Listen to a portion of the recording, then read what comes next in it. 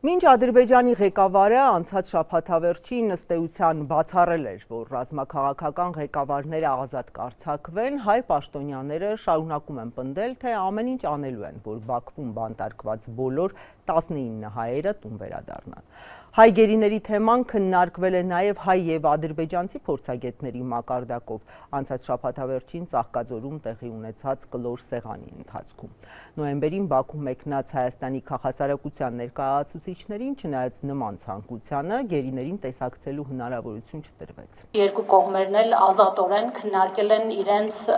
հուզող հումանիտար հարցերը։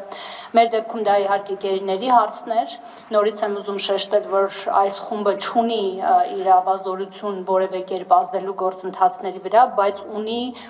հանրային կարծիք ձևավորելու, ուստի մենք հերթական անգամ փորձել ենք մեր ադրբեջանցի գործընկերներին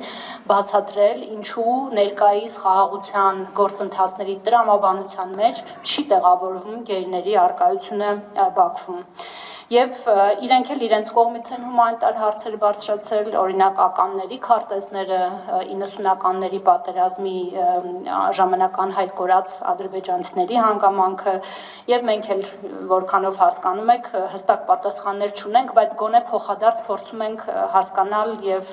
որոշ ինֆորմացիա ճշտել։ Եթե երկրում տվյալ դեպքում Ադրբեջանում կան ինքնուրույն մտածող մարդիկ,